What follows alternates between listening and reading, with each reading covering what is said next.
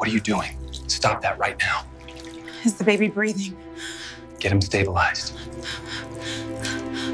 I had 27 paramedics staring at me like I'd lost my mind as I held the billionaire's dying baby upside down in the back of that ambulance on Fifth Avenue.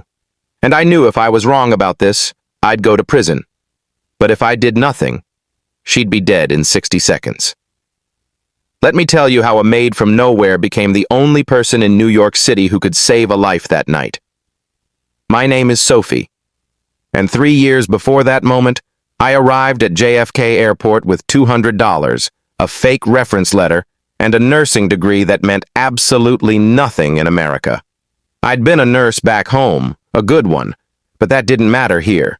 What mattered was survival. What mattered was staying hidden. The Ashford family lived on the top floor of a building in Manhattan, so expensive that the doormen wore better suits than most lawyers. James Ashford owned half the commercial real estate between here and Chicago. His wife, Rebecca, split her time between their penthouse, their summer house in Connecticut, and charity galas where single plates cost more than I made in a month. I cleaned their toilets. I folded their sheets. I made myself so invisible that sometimes I think they forgot I was even human. But I'm getting ahead of myself. Let me take you back to that Tuesday night when everything exploded. Thanks for stopping by. Comment where you're watching from. I would love to know, and someone near you might be watching too. Hit like, share, subscribe, and tap the bell so you never miss a story. Watch till the very end. The final twist will blow your mind. Let's jump right in. It was May, and Manhattan was having one of those perfect spring evenings where the city almost felt magical. The Ashfords were hosting a dinner party for some investors flying in from Los Angeles and Texas. Big money people, the kind who decide the future of entire industries over wine and dessert.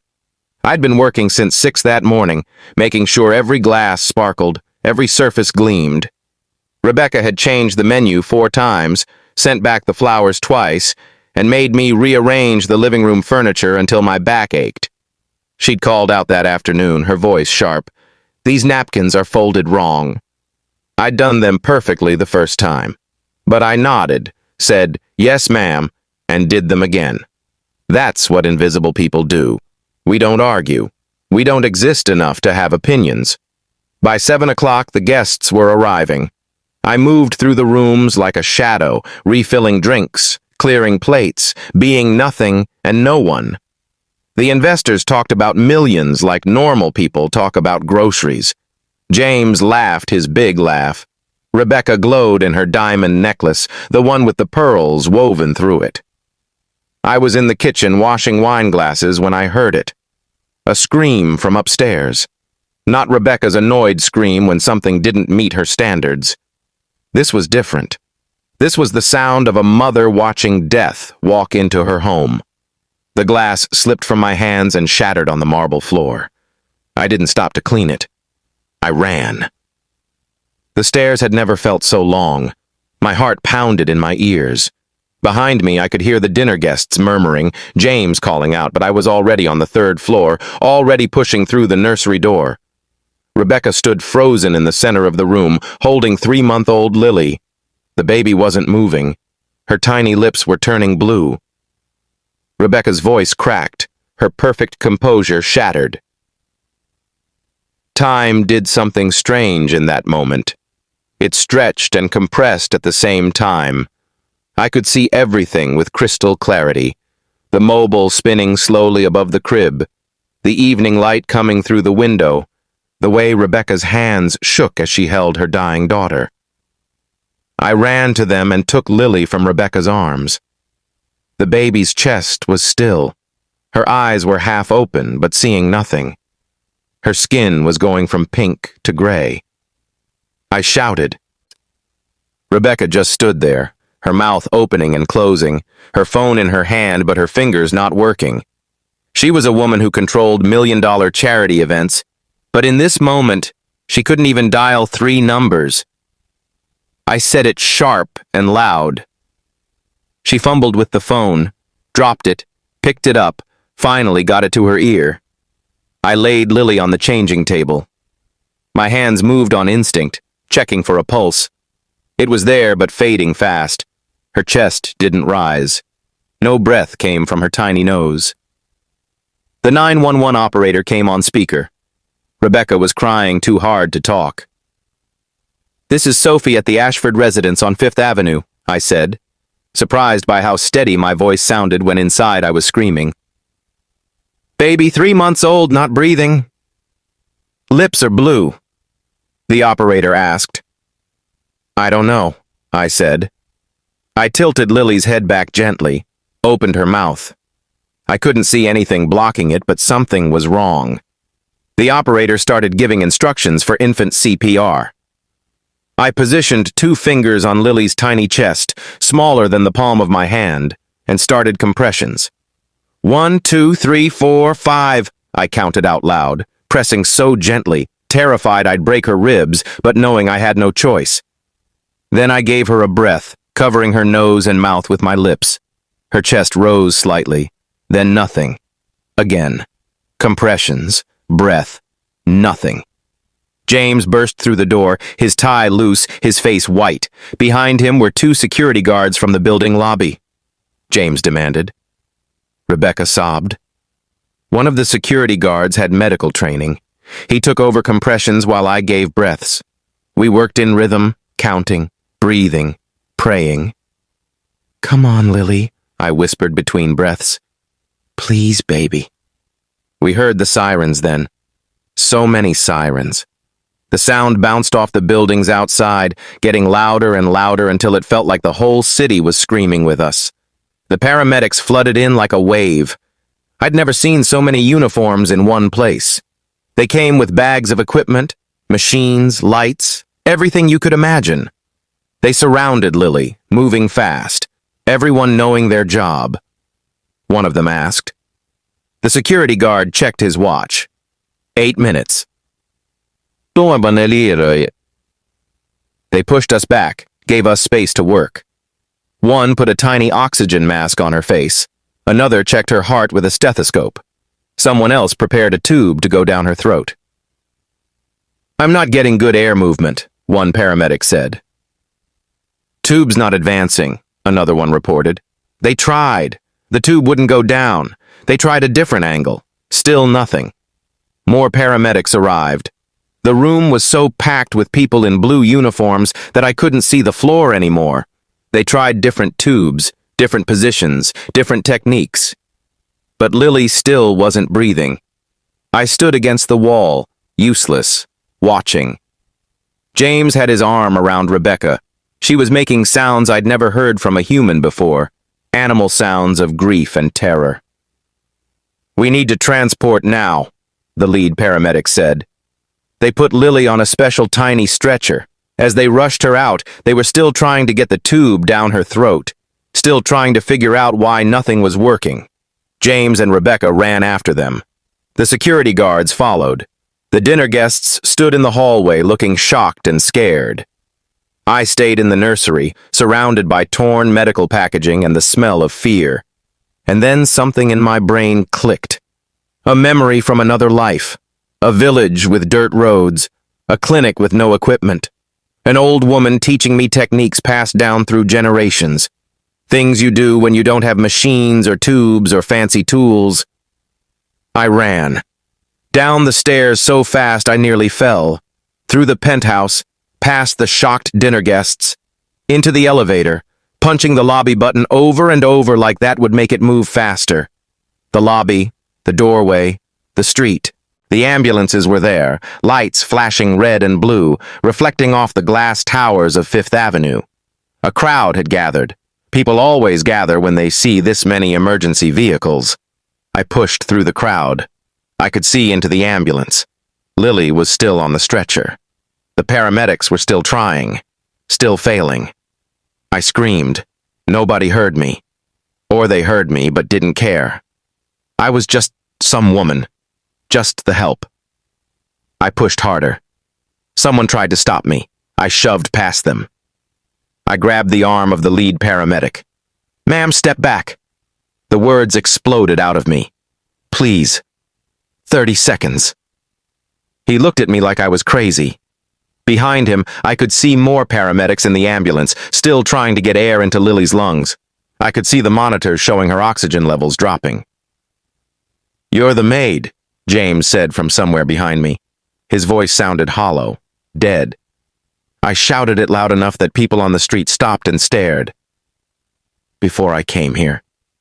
Before everything fell apart. The lead paramedic stared at me. In his eyes, I could see the calculation. They'd been trying for 15 minutes.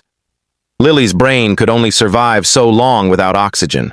The chances were already terrible. What did he have to lose? 30 seconds, he said. I climbed into the ambulance. Around me, 27 paramedics watched. I'd counted them. 27 trained professionals with every piece of equipment money could buy. And me. Lily lay on the stretcher, so small, so still. Her lips were blue. Her skin was gray. The monitors beeped warnings. I picked her up gently, my hands shaking. I turned her face down and positioned her along my forearm, her head lower than her body, my hand supporting her tiny head. Someone asked. I didn't answer. I was remembering. The village. The dust. The mother crying. The old nurse teaching me. I tilted Lily's head just slightly. Then I lifted my other hand and brought it down firmly between her shoulder blades, not hard enough to hurt, but hard enough. Once. Nothing. Twice. Nothing. I could feel everyone losing faith. I could feel them about to pull me away, to tell me I was crazy, to push me out so they could go back to trying things that weren't working either. 3 times. Still nothing. 4 times. And then Lily coughed. It was the most beautiful sound I'd ever heard in my life. She coughed, and something flew out of her mouth. Something tiny and white. A pearl. One of Rebecca's pearls from her necklace. It must have broken during dinner. One must have fallen into the crib. Babies put everything in their mouths. Lily coughed again and started crying. A real cry. An angry, alive, furious cry. The ambulance erupted in noise.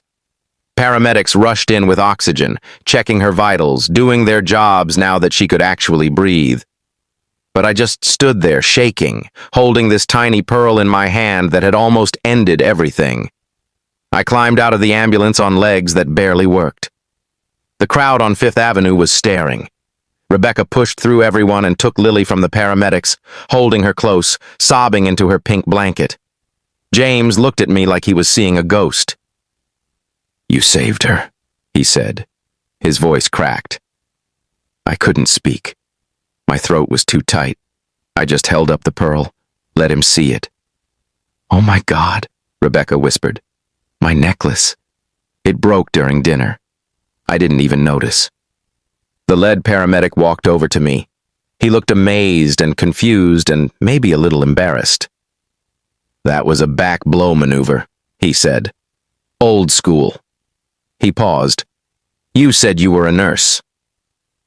There it was. The question I'd been running from for 3 years.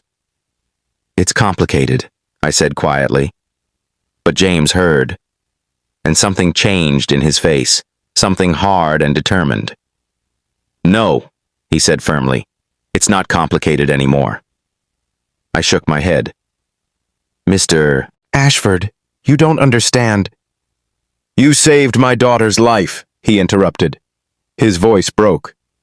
"You did what 27 paramedics with all their equipment and training couldn't do. I don't care what happened before. I don't care what you're hiding from."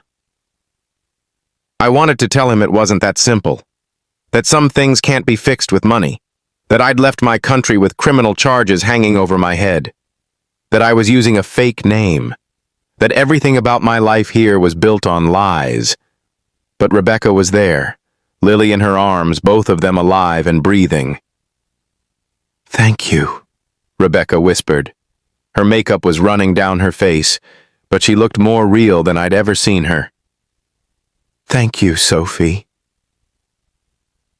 I looked at this woman who'd never seen me as human before, who'd snapped at me about napkins and flowers, who'd treated me like furniture.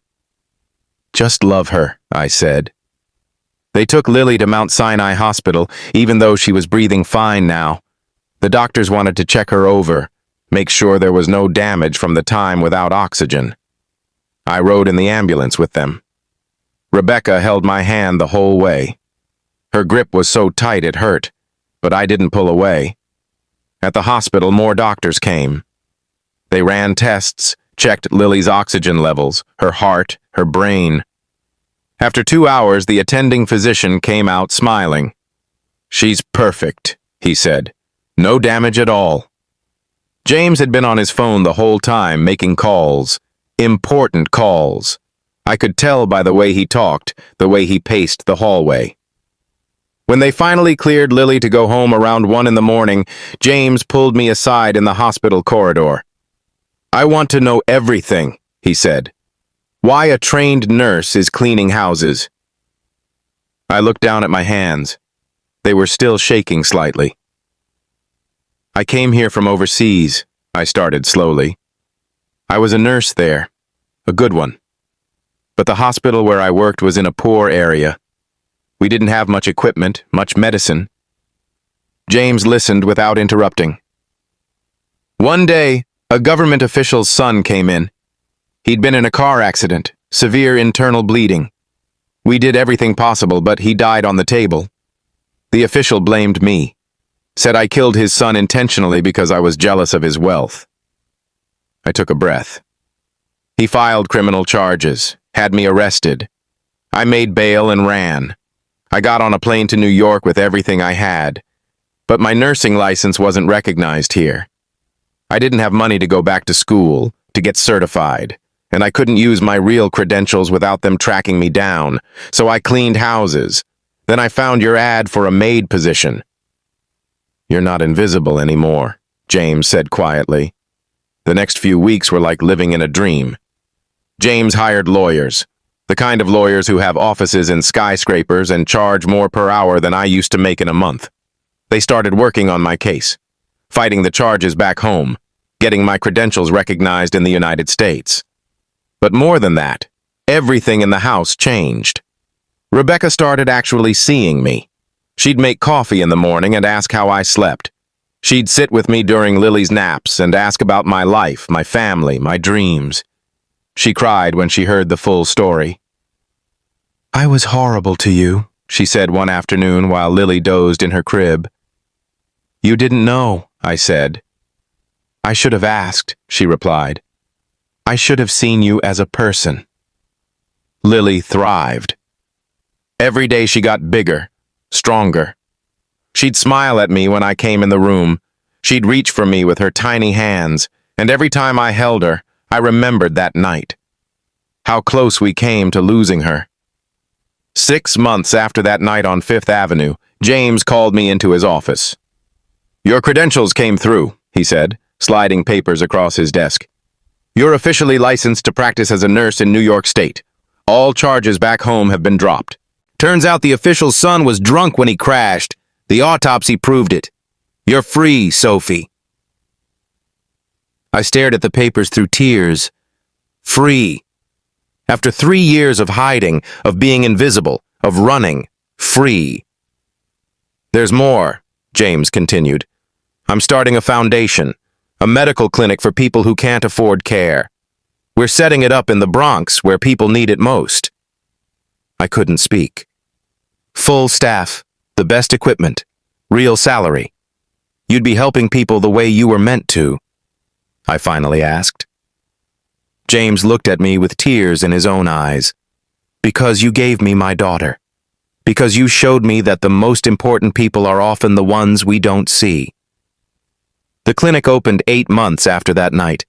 We set it up in a neighborhood that reminded me of where I'd lived when I first arrived in New York.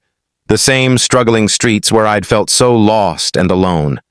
Now I walked those streets in scrubs, carrying my stethoscope, helping people who reminded me of myself. Rebecca volunteered there. Actually volunteered. Not photo op volunteering where rich people show up, smile for cameras, and leave. Real volunteering. She'd hold sick babies, clean exam rooms, talk to scared mothers. "This is real," she told me one day. James came too. He'd sit in the waiting room and play with kids. He learned everyone's names. He stopped talking about money and started talking about people. And Lily grew up knowing that the woman who saved her life wasn't just the maid. I was Auntie Sophie. Family. On Lily's first birthday, they threw a party at the clinic. Not the fancy kind with ice sculptures and caterers. A real party with kids from the neighborhood. Families we'd helped. People who brought what little they could. Rebecca gave a speech, her voice shaking. "A year ago, I almost lost everything. Not because I didn't have enough money or enough help. I almost lost everything because I was blind. Sophie was in my house for 3 years, and I never really saw her. I never asked about her life, her pain, her dreams." She looked at me with tears streaming down her face. Sophie didn't just save my daughter's life that night. She saved mine too. She woke me up. She showed me what actually matters. And I'm going to spend the rest of my life trying to be the person she always was, someone who sees others, who helps without asking for anything back. The room erupted in applause. But I was watching Lily take her first wobbly steps toward me, her face bright with joy. I caught her in my arms and held her close. This little girl who'd brought me back to life. "Thank you," I whispered into her soft hair. Now 3 years after that night on 5th Avenue, I'm standing in the clinic on a Tuesday morning, the same day of the week when everything changed. The walls are covered with photos, hundreds of smiling faces, people we've helped, lives we've touched. Thank you cards and children's drawings fill every inch of space. In the center is a photo from Lily's 3rd birthday party last month. It's my favorite picture in the world. Lily's wearing a doctor costume, complete with a tiny white coat and a stethoscope around her neck. She's standing between me and Rebecca, all 3 of us laughing at something James said. We look like a family. And we are. My phone buzzes.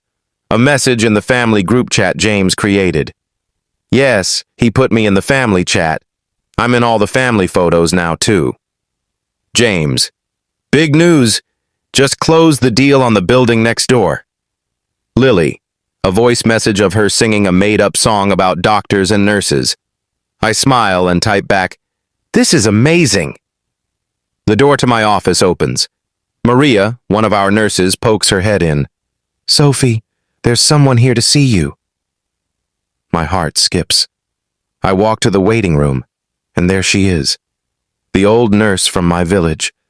The one who taught me the back blow technique. "Teacher," I whisper, my eyes filling with tears. She smiles. Older now, but still with those wise eyes. "I heard what you did, Sophie. I heard how you saved that baby." We hug, and I'm crying now. Full-on crying in the middle of my waiting room. "I heard you have a clinic," she continues. "I heard you're helping people like we used to help people back home. I'm proud of you, child." The words tumble out before I can think. "We could use someone with your knowledge. The old ways, they matter." Her face lights up. That afternoon, I'm teaching a class at the clinic.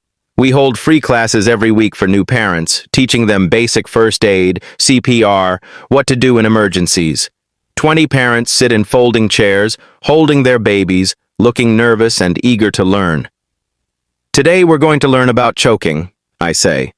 "It's one of the scariest things that can happen." I demonstrate on a doll, showing them the back blows, the chest thrusts, explaining everything step by step.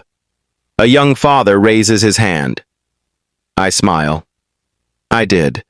Her name is Lily, and she's 3 now, healthy and happy. After class, one of the mothers stays behind. She's crying. "Thank you," she says. "My sister's baby choked last year. Nobody knew what to do. She didn't make it." Her voice breaks. I hold her hand. "I'm so sorry. But you know now, and you can teach others. That's how we save lives. We share knowledge." That evening, James, Rebecca, and Lily come to pick me up.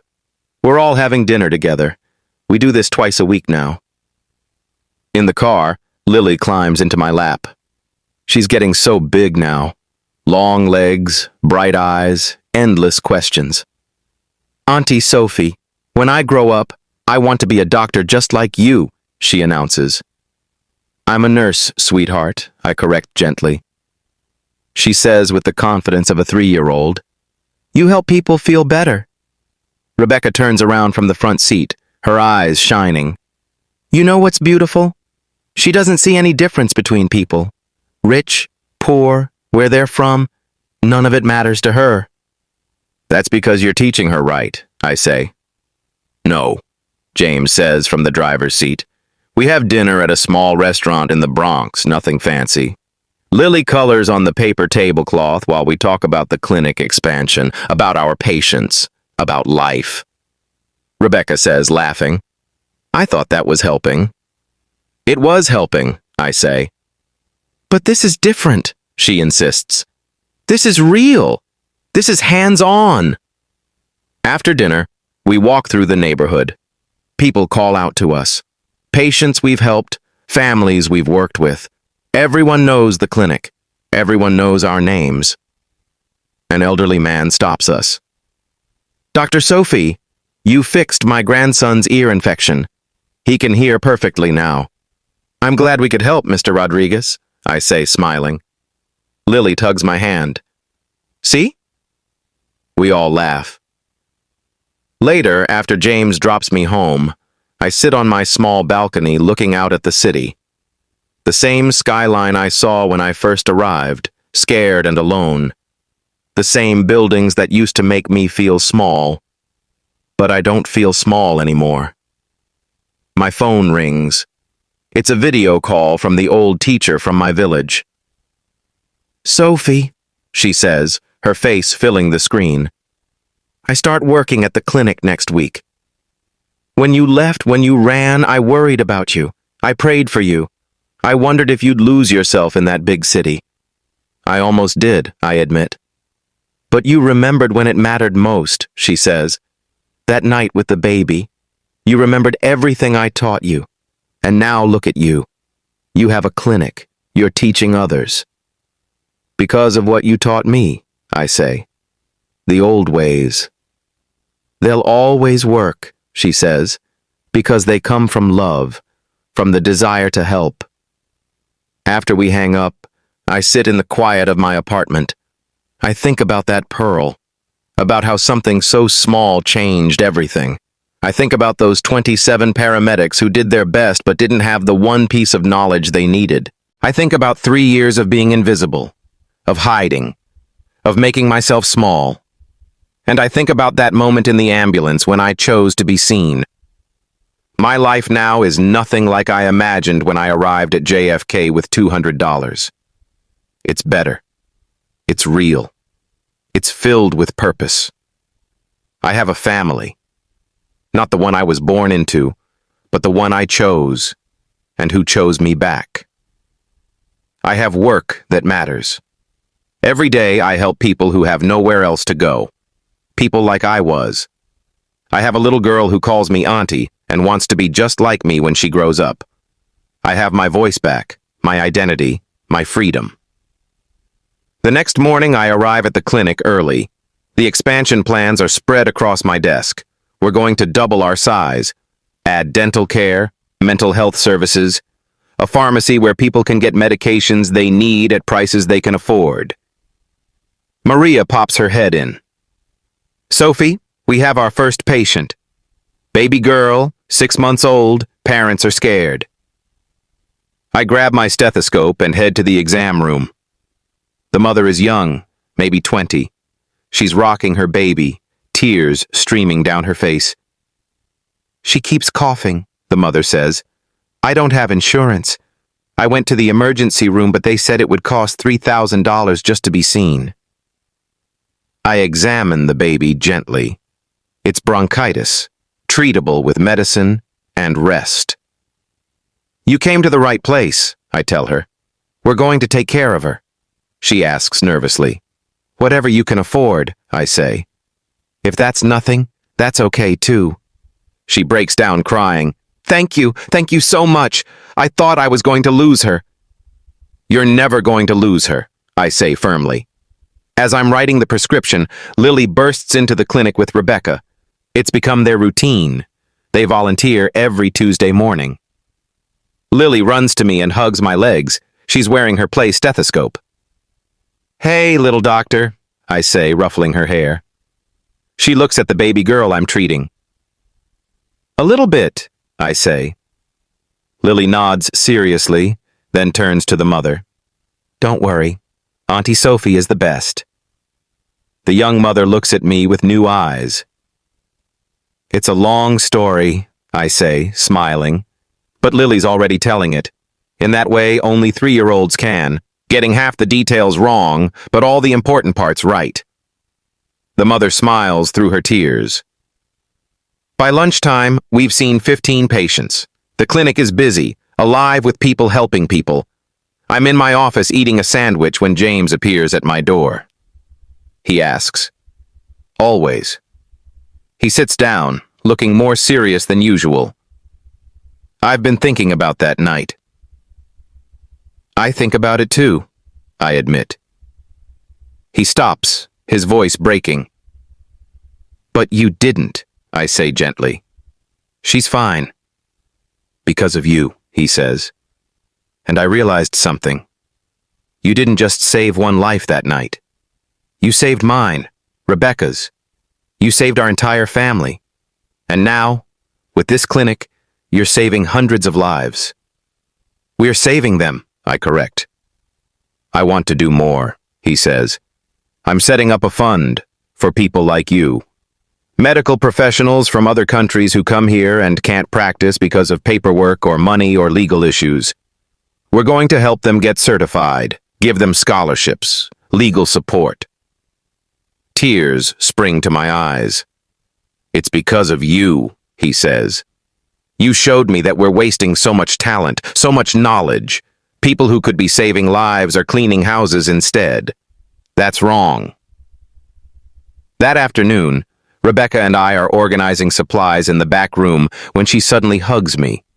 I ask, surprised. She asks. In the hospital, I say. I was so ashamed, she says. 3 years you worked in my home, and I'd never asked you a single personal question, never treated you like a human being. You've changed, I say. Because you showed us how, she says. You showed us what really matters. We hear a commotion from the front, Lily's voice, excited and loud. We rush out to find her with a group of kids from the neighborhood. She's teaching them how to use a stethoscope on a teddy bear. You put it here, she says seriously, and you listen for the heartbeat. Bump, bump, bump, bump. The other kids watch in awe, taking turns listening to the teddy bear's imaginary heartbeat. I look at Rebecca, and we both have tears in our eyes. She's going to change the world, Rebecca whispers. Just like her mom, I say. That evening, as the sun sets over the Bronx, I stand outside the clinic watching people come and go. Parents with kids, elderly folks, people from every background imaginable, all of them getting the care they need. My real name, right there for everyone to see. No more hiding. No more being invisible. Maria joins me outside. We had 42 patients today. 42 lives touched, I say. Because of you, she says. Because of us, I correct. Because of everyone who works here. As I walk home that night, my phone rings. It's Lily, video calling from the car. Auntie Sophie! Mommy says when I'm old enough, I can volunteer at the clinic too. Behind her, I can see Rebecca smiling, James driving, both of them looking happy and whole. You're already helping people, I tell Lily, just by being kind, just by seeing everyone as equal. I learned it from you, she says simply. After we hang up, I stand on the street corner, the same street where I used to feel lost and alone, and I smile. 3 years ago, I held a dying baby in an ambulance on 5th Avenue. 27 paramedics watched as I did something they couldn't do. But here's what I've learned since then. I didn't save just one life that night. I saved my own. And in saving my own, I've been able to save hundreds more.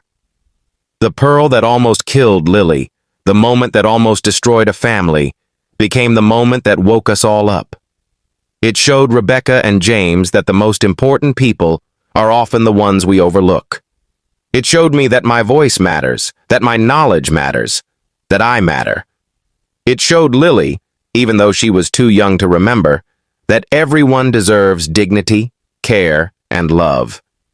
And it showed all of us that sometimes the smallest moments change everything. As I finally climb the stairs to my apartment, I think about tomorrow. Another day at the clinic, more lives to touch, more people to help. I think about the expansion that's coming, how many more families we'll be able to serve.